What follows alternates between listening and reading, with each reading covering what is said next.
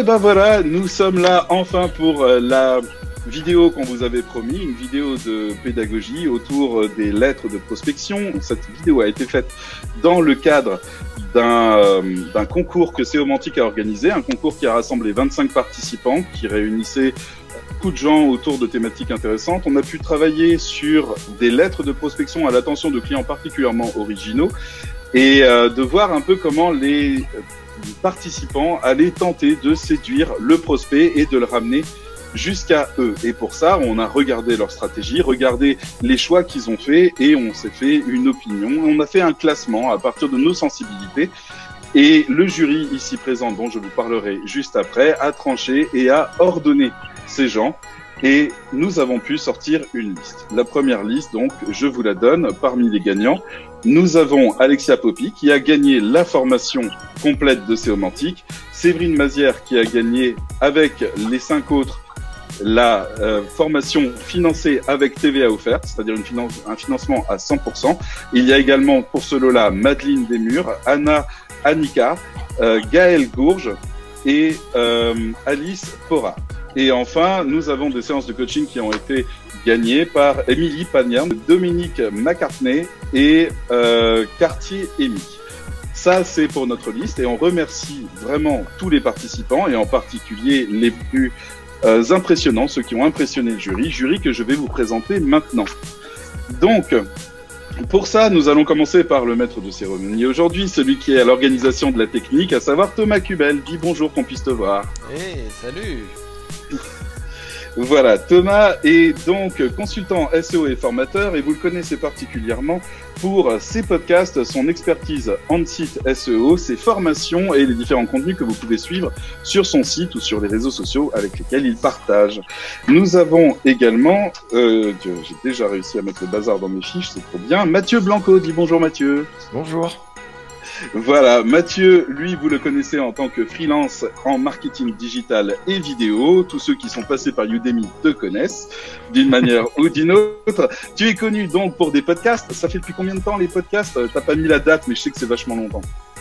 2009. 2009, oh c'est pas mal, 10 ans, 10 petites années, mal. Voilà. Des podcasts, des formations qui font un véritable carton sur Udemy et également pour avoir créé une société dont on ne citera pas le nom, bien sûr. Mais pression tous, voilà, donc je ne donnerai pas le nom, mais j'ai quand même noté l'adresse là en bas. C'était très subtil. Voilà. J'essaye de rester discret, tiens, celui-là je vais le mettre ici, mais je peux pas, non, ça m'occupe une main. Bref, alors, donc, nous avons également Grégory Coste. Bonjour Grégory. Coucou. Bonsoir David. Bonsoir, bonsoir. Ancien publicitaire et consultant en communication et marketing, médias et content stratégiste, tu es ce qu'on appelle un senior. Et ça, c'est quelque chose dont on a déjà discuté tous les deux. C'est un titre qui te va très bien, je trouve. Et donc, tu es connu pour... Moi, j'adore ta barbe. Tous les seniors ont des barbes, c'est connu, n'est-ce pas, messieurs? Donc, oui, bon, bah, David, ça viendra. Et donc, en fait, quand je te demandé pourquoi tu étais connu, tu as marqué quelque chose qui est simple, qui est précis, qui est posé, tu fais partie du classement du top des 50 influenceurs français du Content Marketing 2016 à suivre selon le Content Marketing Academy. Et donc, pour ça, bien sûr, ça pose tout de suite les bails. Et donc, enfin, on va présenter le dernier, David Durand-Pichard, alias DDP. Dis bonjour David, qu'on puisse te voir. Bonjour à tous. Voilà, donc lui, en fait, travaille en SEO depuis plus de 20 ans dans le web. Vous ne l'avez pas vu, mais vous l'avez vu dans les résultats de recherche, notamment de M6, BNP Paris, Companeo, Se Loger et, doit-on le dire, le MEDEF. Donc... Ah oui, on doit le dire. On doit le dire et on doit l'assumer. Voilà, je comprends bien. Et donc, quand tu es connu particulièrement pour faire partie du CA, de SEO Camp de Grand Est Numérique, également lauréat du référencement lors d'un trophée de Net Marketing en 2004. Et ça te pose déjà bien là, mais entre-temps, il se trouve que tu es athlète et que tu nous as rajouté un champion du monde 2019 en 10 km de marche et vice-champion de France Masters. On est clair là-dessus, c'est bon, on voit qui c'est maintenant, David Durand-Pichard. On essaie de se positionner. On est... Oh oui, le truc à 50 points, je suis bien d'accord avec toi, ça marche à fond. Donc voilà. Messieurs, je vous propose l'exercice donc suivant. Nous allons aborder différents thèmes que nous avons observés durant le temps où nous avons été jury de ce concours et où nous avons observé et jugé ces 25 participations. Elles ont toutes été bien, très bien, et en même temps avaient toutes des problèmes, des éventuels défauts qui pouvaient aller jusqu'à l'exclusion complète, c'est-à-dire le blocage du client. Et c'est intéressant de pouvoir les rassembler aujourd'hui. Donc là, on a fait quelques thématiques et je vais demander à certains d'intervenir sur les différents sujets afin de vous entendre sur ce que vous avez votre expérience, sur ce que vous avez observé dans les courriers, puis faire un petit peu la synthèse de tout ça selon votre sensibilité à vous. On attaque donc le premier sujet, à savoir donc à propos de la taille de la lettre de prospection. Est-ce que la taille compte? Et pour ça, je vais demander à notre expert Grégory sur le sujet, celui qui a sans doute dans les avis le plus râlé là-dessus, en disant que « Ah, quel dommage, c'est long !» Vas-y, raconte-moi un peu ça. Oui, c'est long. C'est long, un email, on reçoit tous beaucoup d'emails par jour, on est spammé, etc. Et il faut se mettre à la place du client potentiel. Il a pas le temps, il reçoit beaucoup de mails, donc il zappe, il regarde vite fait en quelques secondes. En fait, on a quelques secondes pour convaincre, enfin pour accrocher tout du moins. Moi j'ai trouvé que globalement les emails étaient beaucoup trop longs. J'avais l'impression parfois de lire plutôt des articles de blog que des emails. Voilà. Et ça, tu penses vraiment que ça bloque? À quelques exceptions. Ouais. Tu penses vraiment que ça bloque? Je veux dire, il n'y a pas quelqu'un qui peut être happé par le sujet pris dans... Tu vois ce que je veux dire? Alors, ouais, on peut être happé, mais il faut avoir une sacrée accroche et être super malin pour accrocher le lecteur tout de suite, pour l'intéresser tout de suite. D'accord. C'est mon ressenti. Mathieu, je comprends bien. Mathieu, qu'est-ce que toi tu répondrais à cette question? La taille de la lettre compte-t-elle? Oui, comment dire, je rejoins ce qui a été dit un petit peu précédemment, c'est-à-dire que en fonction déjà de la société qu'on vise, il va falloir effectivement se poser la question parce que quand on écrit un courrier, on le fait pas tout bien d'un seul coup, on se relit, on le refait plusieurs fois. Et à un moment donné, il faut vraiment se poser la question quand le message il est plutôt clair, qu'on arrive à une version presque aboutie, il faut vraiment se poser la question de à qui je vais l'envoyer. Est-ce que je vais l'envoyer à une boîte de 50 personnes où je sais que la personne qui va le recevoir, elle va pouvoir prendre le temps de le lire et du coup, même si mon accroche n'est pas forcément top, le contenu qui suit, il est bon, tu vois. Ou est-ce que je vais l'envoyer à une TPE de 3 personnes avec le gérant ou la gérante de l'entreprise qui est elle-même en production et qui va recevoir le mail sur son téléphone en train de faire un autre truc et qui va vraiment lire la première phrase en diagonale et genre t'as 4 secondes pour convaincre. Donc ça, faut vraiment se poser la question. Si voilà, la plupart des mails c'était des boutiques en ligne, etc. Donc effectivement, ça pouvait le faire, mais c'est vrai qu'il y en avait quand même quelques-unes qui étaient particulièrement longues où effectivement le style s'y prêtait pas trop, ou comme ça a été dit, des fois on avait l'impression de lire un article de blog où c'était un peu dans ce style-là. Donc voilà, il faut se poser la question et à un moment donné, une fois qu'on a passé la phase de créativité, remettre au centre la personne qu'on vise ou la société qu'on vise et se poser la question.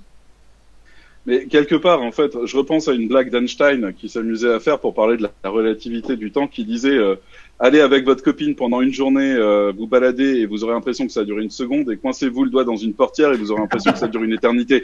Quelque part, en fait, la qualité du mail, le fait que ça accroche, quoi, quelque part, la taille après, on s'en fout. Ça dépend. Si tu vises des gens comme moi qui sont à moitié en production, à moitié en train de courir, ou qui, au moment où tu reçois un mail, tu as un chargement de 3 tonnes de matières premières qui arrivent, je peux t'assurer que les journées, tu les vois pas passer. Et les mails de 4 km qui te disent vous avez fait ça tout mal, payez-moi pour faire ça bien. Quand tu reçois ça, tu lis à peine les 2 premières lignes, tu fais OK, tu swipes et tu dégages, quoi. Ça, on reviendra dessus un petit peu plus tard. Mais c'est vrai que la question de comment on présente aussi les trucs que le client a mal fait, ça va être un sujet en soi. Et enfin, Thomas, qu'est-ce que toi, tu penses de cette question de la taille, justement? En soi, je pense qu'on a tout vu sur le web. On a pas mal de de personnes qui arrivent à convaincre avec des super longues landing pages ou des super longs textes de manière générale. Après, le souci de ça, c'est que on n'a pas forcément de contact avec la personne en face, on n'a pas forcément sa manière de penser, on l'a pas étudié en profondeur comme quand on fait du marketing un peu sur un site, quoi.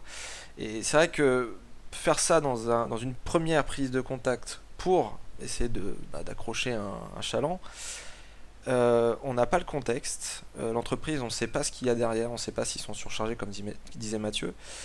Et en même temps, c'est vrai que le temps que tu passes à faire ces mails, qui sont hyper lents, ils sont gourmands en ressources pour toi, en tant que rédacteur. Alors, si tu es malin, tu arrives à les poster un peu chez plein de monde, mais finalement, ouais, c'est pas forcément top. Et puis, personnellement, faut le dire aussi, moi en tant que jury, c'est vrai que c'est indigeste, quoi. Lire un très très long mail quand t'as pas le temps, quand t'es une entreprise, que t'as d'autres choses à penser, ça reste très indigeste et j'ai pas envie de passer du temps là-dessus, quoi. Je me dis, qu'est-ce qu'il me raconte encore lui, même s'il y a une belle histoire derrière, hein, je comprends, mais non, pour moi c'est un facteur qui décourage. On doit faire limite un bullet point, trois bullet points avec 3 idées, rapidement s'introduire, direct demander un rendez-vous sans pour autant agresser, et on en reparlera pour le reste, mais globalement... Ouais, c'est le tir au but, quoi. La stratégie, ouais, toi, c'est passer les défenses et mettre un but.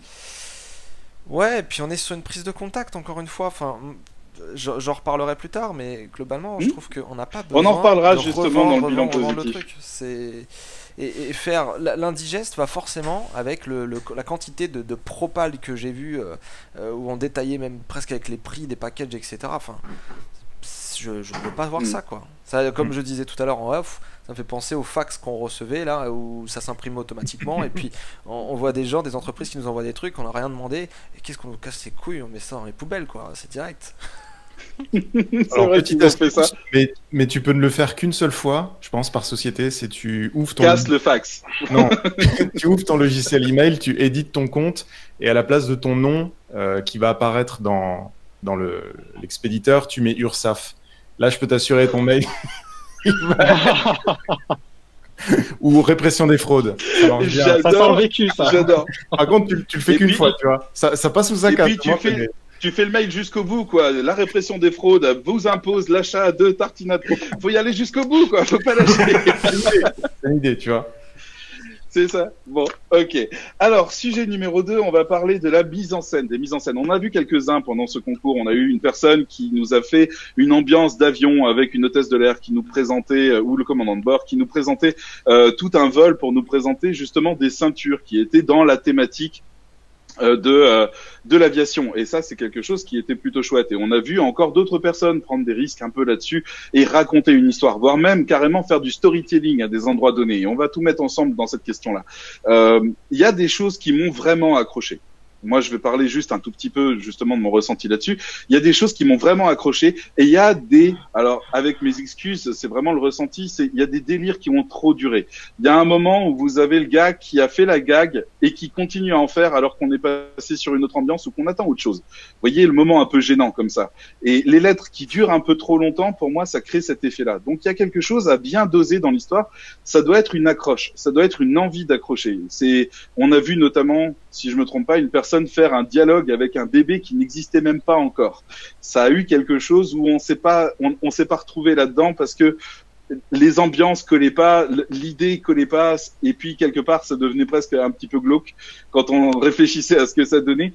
Et même le fait de faire tout le dialogue était long. Il y a un moment où il faut s'arrêter parce qu'il y a un moment où il faut dire voilà, je vous ai fait la démonstration de quelque chose, maintenant je vais vous donner mon savoir-faire, mes tarifs, les choses que je peux faire pour vous. Mais il y a un moment où pour moi en tout cas il faut que les choses s'arrêtent, et les plaisanteries les plus courtes sont les meilleures, comme on dit, et je trouve que le storytelling le plus court est souvent le plus efficace de la même manière. Il y a quelque chose comme ça. Donc voilà, je passe la parole à 2 spécialistes du domaine. On va commencer par Grégory, notre grand mentor, senior parmi les seniors. Oh là là. Vas-y, dis-nous ce que t'en penses. Écoute, tu as tout dit, David. Ah, merci, je peux dire merci. Je rejoins. Non, mais c'est vrai. Moi, j'en ai bouffé du marketing direct. J'en ai fait pas mal. Et c'est vrai que moi j'ai eu, c'est vrai que comme toi, il y a des choses qui m'ont accroché. J'ai eu des sauts créatifs.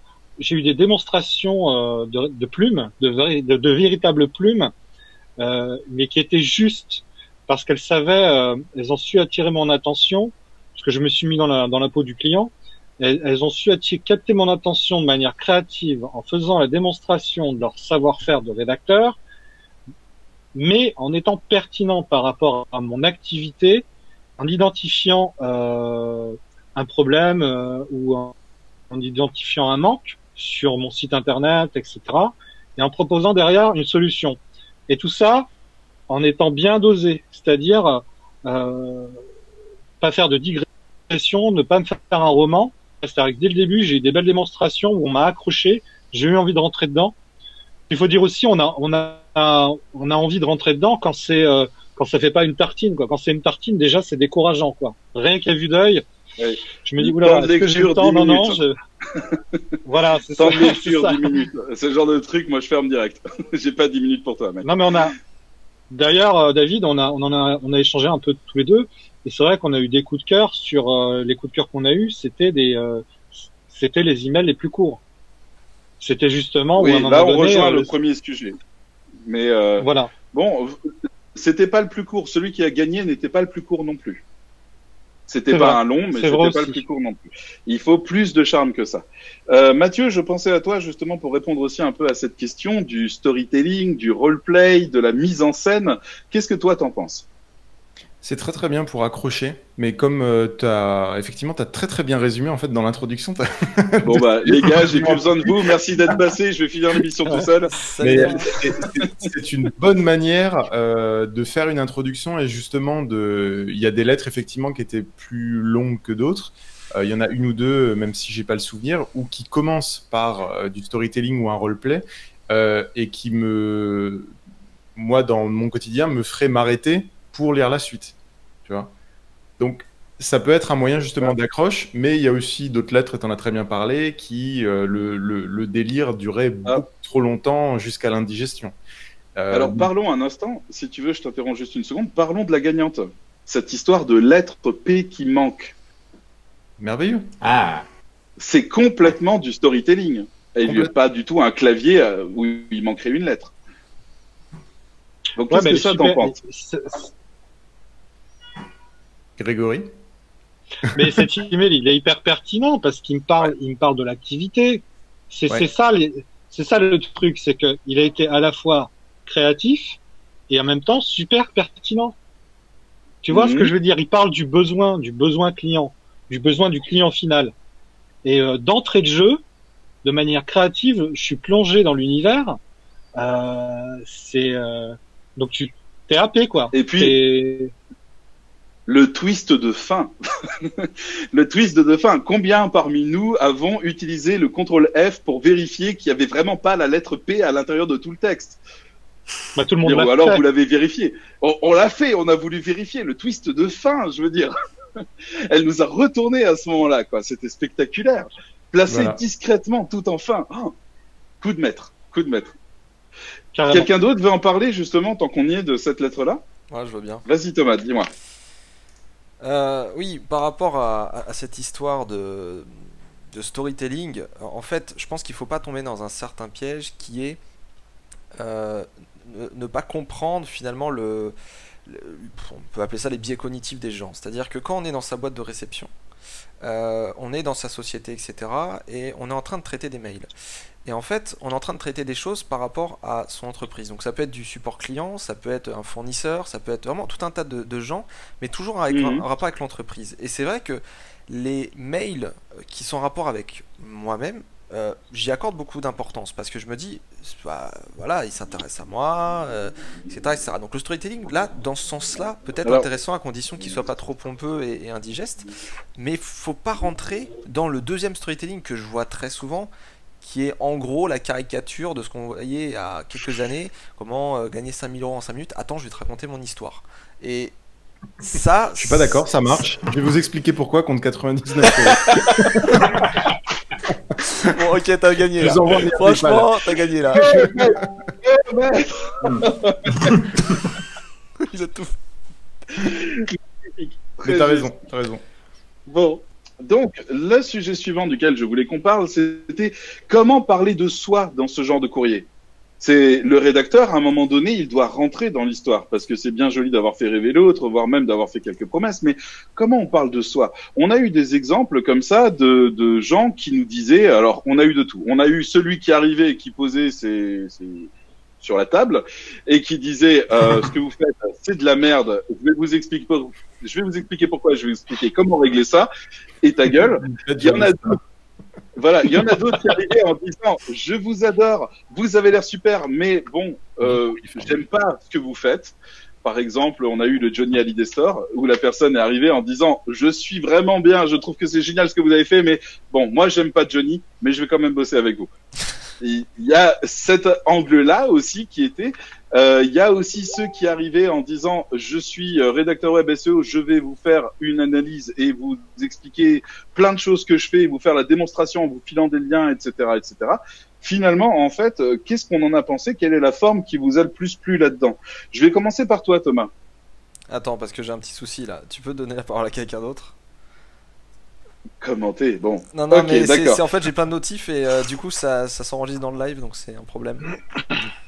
Ok, je vais reprendre. Donc je vais enchaîner avec, tiens, David Durand-Pichard. Tu voulais nous parler de ça justement. Comment est-ce qu'on parle de soi dans un courrier selon toi? Alors, moi, ce que je vois, c'est que dans l'absolu, le client, il s'en fout. Il nous connaît pas.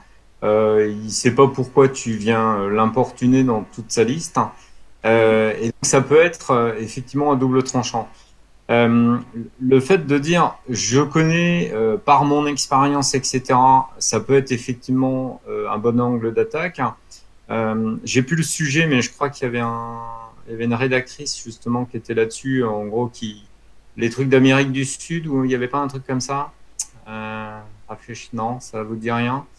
Je sais plus, peu importe, mais oui, ça peut rassurer sur la capacité à comprendre le sujet.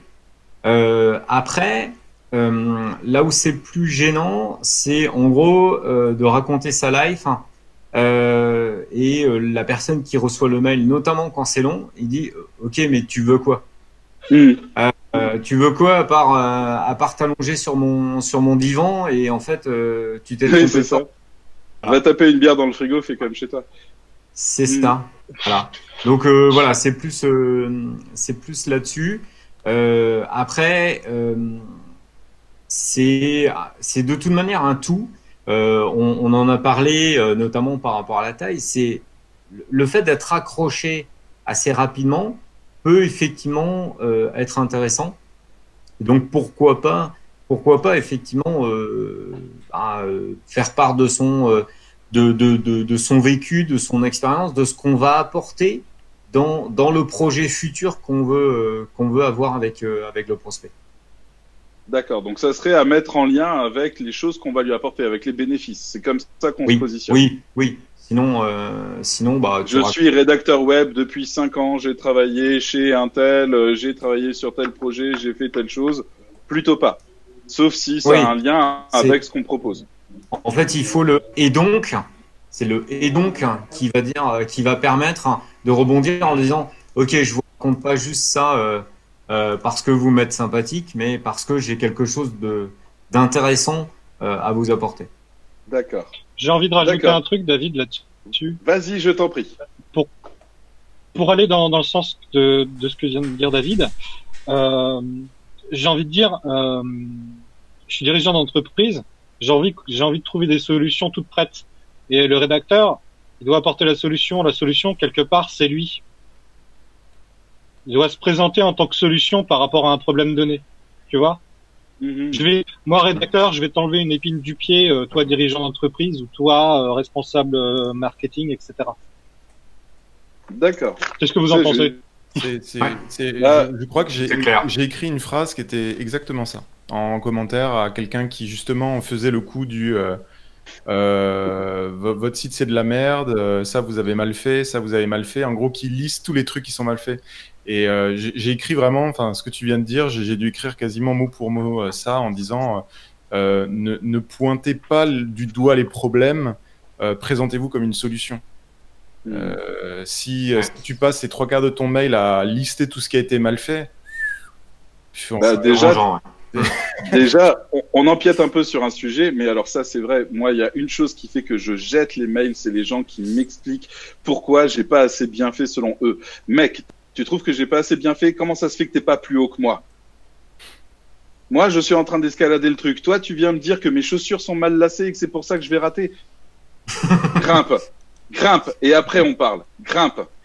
Et moi j'ai ce problème-là avec les gens, c'est le fait que ils se rendent pas compte alors qu'ils sont gentils, alors que ce sont des cœurs. Il y a des gens, ils m'envoient des trucs. Bonjour, j'ai trouvé des tonnes de fautes sur votre site et je trouve ça adorable et je leur réponds souvent gentiment. Des fois, ça se complique un peu. Que trouve un autre moyen de me le dire. Ouais. pas de violence. Je veux dire, sois le bienvenu dans mon monde. Amène-moi ce que tu veux m'offrir. Je te donnerai des choses aussi. Mais viens pas me dire que j'ai fait un truc qui est pas bon, qui me décrédibilise ou qui humilie ou qui. Viens pas me dire ça. Dis-moi pourquoi toi tu voudrais améliorer ma vie. Me dis pas pourquoi ma vie c'est de la merde. Ah, fais-moi rêver. Fais-moi rêver et mens-moi. Je veux que tu me mentes. Je veux que tu me mentes.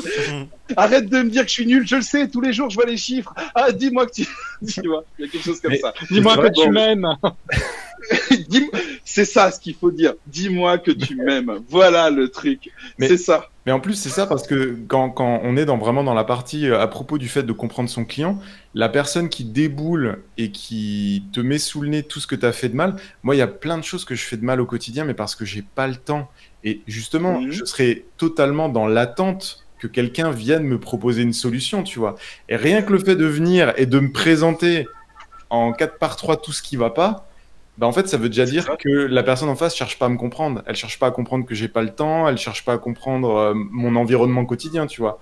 Donc en fait, rien que la démarche, c'est un rejet. Parce que la personne ne cherche pas à me comprendre. Et on est pleinement là-dedans, quoi.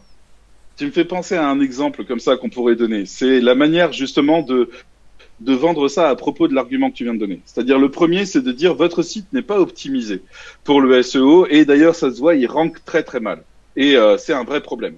Première approche. Deuxième approche, je vois que vous n'avez pas le temps d'optimiser votre site. Et c'est dommage parce que vous n'êtes pas dans les positions les plus avantageuses pour vous. Si vous n'avez pas le temps, vous pouvez me déléguer ça, je sais le faire. Voilà. Même information, deux manières de le traiter. Sauf que dans l'un des deux, il a dit qu'il m'aimait. C'est ça. Et il a dit qu'il voulait m'aider. Et il a dit qu'il voulait mon bonheur. Il veut mon bonheur. C'est ça qui compte pour moi. Il veut mon bonheur. C'est parfait exemple. C'est parfait exemple. Le premier mail, tu lis même pas la moitié. Tu dis poubelle ou whatever. Ouais. Et deuxième email, tu dis mais je saisis la main qu'on me tend. Non, mais imagine, c'est comme bon, on est entre mecs là, hein, mais je vais dire un truc horrible, mais imagine, c'est un peu comme si le mec il allait draguer une nana, il allait lui dire, écoute, t'es moche, tu pues de la gueule, mais avec moi tu vas voir ça. c'est exactement un peu pareil, quoi. C'est horrible. C'est horrible de dire ça, alors, mais si on voulait rester plus cohérent par rapport à l'image, ça serait plus le coach en séduction ou le relooker. Tu vois, ça serait plus la nana, j'allais dire un gros mot parce que je l'aime pas trop, la nana de M6 qui fait du relooking, voilà, et qui dit ah chérie t'as une forme de haut, tu vois, ce genre de truc, qui les injurie d'abord pour après les reconstruire complètement et les gens disent ah j'ai vécu un moment génial dans ma vie. Mais en gros c'est ça quoi.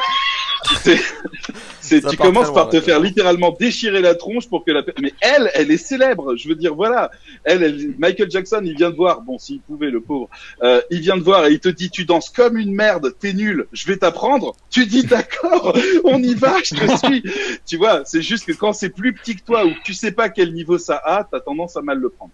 Voilà. Quand c'est plus petit que toi, tu le prendras toujours mal. Oui, c'est vrai que tu peux. Ce que tu es en train de dire, David, tu dis que tu es en train de dire que des personnalités connues qui ont des grosses références derrière, qui ont plus rien à prouver, voilà, celles qui peuvent se permettre de dire. Encore faut-il l'amener, quoi, le dire de manière polie, courtoise. Ah bah, j'imagine que si ton nom en SEO est vachement connu et que tu commences à pointer du doigt un site en disant toi t'es nul, mais pour 5 000 € je te répare ça. Je veux dire, il y a des chances que le gars il dise ouais, il nous a proposé le truc, c'est trop bien. Ah là là, tu te rends compte, tu vas en parler à Roger, c'est possible. Hein. Donc, après, non, il y a des stars chez les SEO. Hein. Donc bon, je vous propose qu'on passe au sujet suivant. Thomas, tu avais envie de te prononcer là-dessus ou on a fait le tour? Non, vas-y, passe à par la rapport suite. à ça, t'as envie de rajouter quelque chose? Non, tout a été dit, tu peux passer à la suite, je t'en prie. D'accord, pas de problème. Donc, nous arrivons sur le sujet à propos du fait de comprendre son client, ses besoins, son identité. On a déjà bien creusé cette question-là. Se faire aimer, comment est-ce que on transmet ça, qui on est? Et Thomas, vas-y, dis-nous ce que tu penses justement de comment dans une lettre on sent que le client a été compris et qu'est-ce que ça lui fait.